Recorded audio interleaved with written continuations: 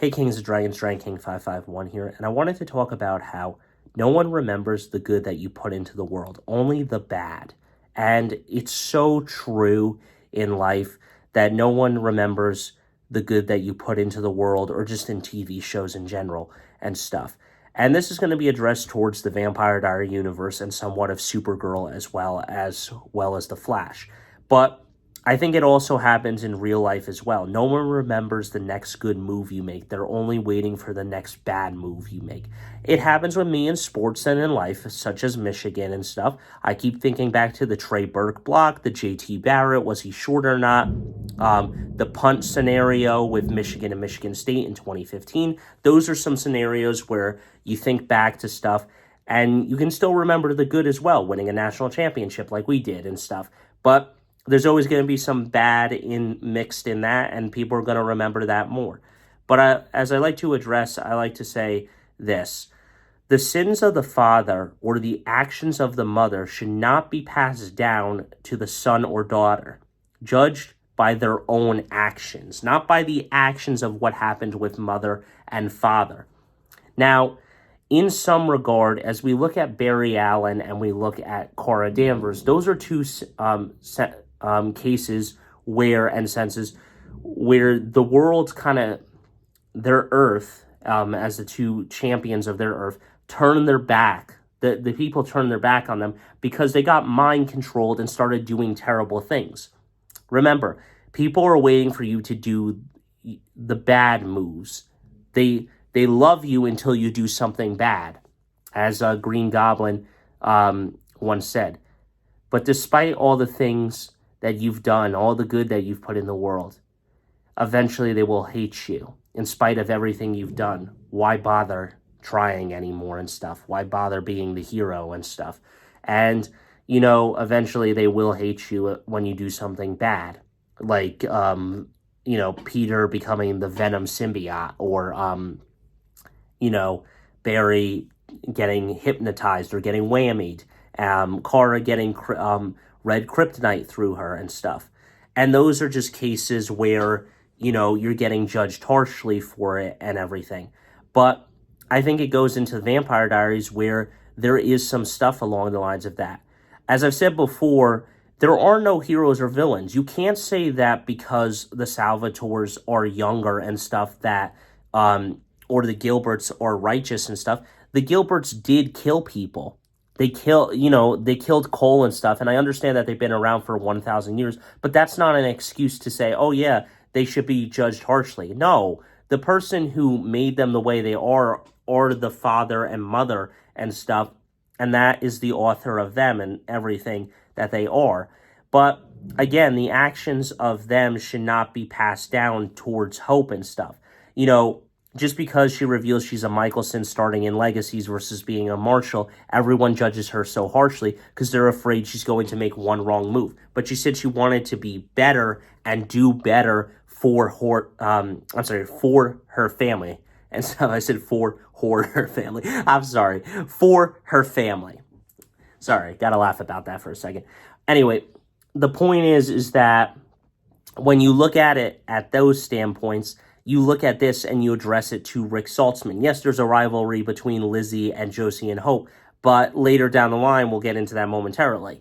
For Rick, as I like to take from the Zen Panda book that I read when I was younger, I put her down a while ago. That woman was so rude and stuff. Why can't you put her down? I've moved on and stuff. I moved on. Elena's moved on. She doesn't care about the Michelsons or the drama anymore of the supernatural world. Caroline's moved on. She's focused more on stopping the Gemini merge and everything. She's moved on. She doesn't care about that judgment and judging Hope anymore because she's not judging Hope. She's not going to judge Hope because she likes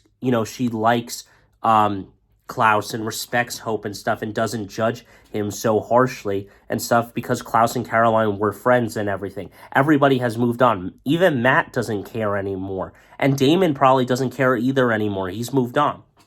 But Rick just can't seem to move on.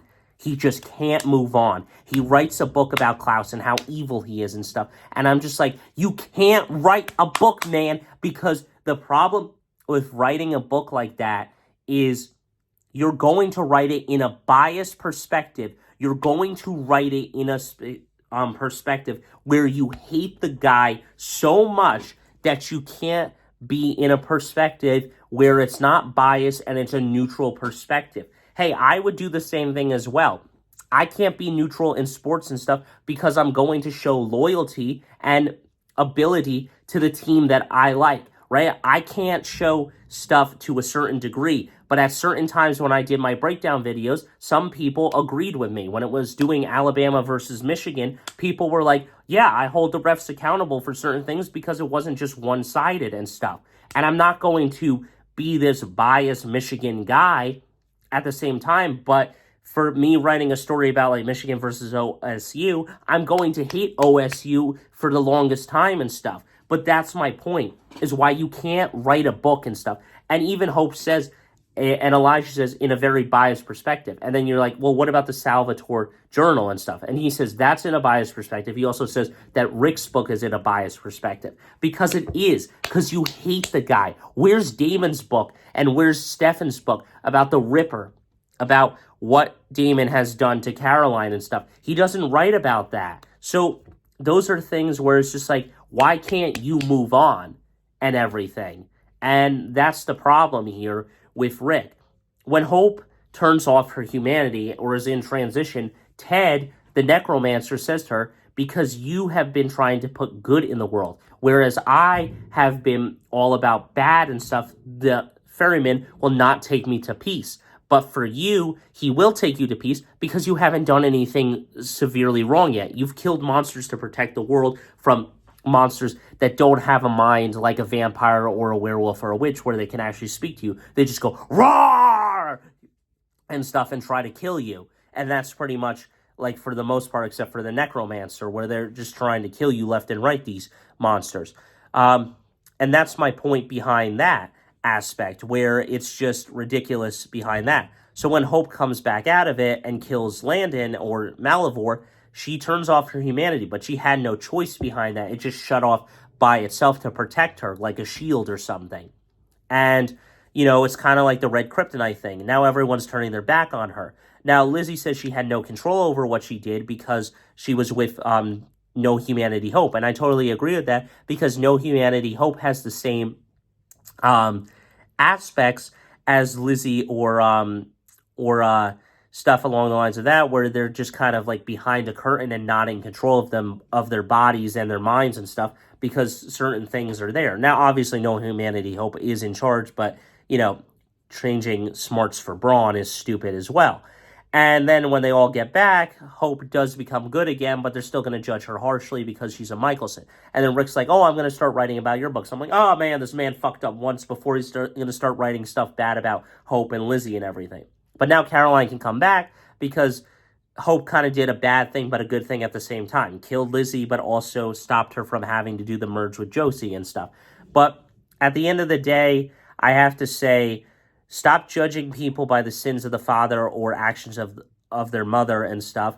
I also think that regardless of how your mother and father put good in the world, you should not be judged by their actions. Look at Full House, right? And stuff. You should not be judged by your sister and try to raise the second child because of that. You have to raise your children somewhat differently, whether they're the same gender or not and stuff, whether it's a brother or a sister or whether it's just two sisters and stuff, whether it's younger and stuff. Stephanie wants to be different. She wants to get her ears pierced younger and so forth and so on, and things along the lines of that where, you know, she's saying, I'm not DJ. And the same thing for me. I'm not my sister. I want to be my own person. I want to be judged by my actions, not by the previous actions of my sister growing up and what she did and stuff. I want to be judged by me, not by previous people. And that's where I'm going to leave it for now. Until next time, guys, don't forget to stay radical. I'll see you in the next one. Hit that like button. Don't forget to subscribe. That's all I got for you. Let me know your thoughts on this stuff. But as I said before, the sins of the father or the actions of the mother should not be passed down to the son and daughter.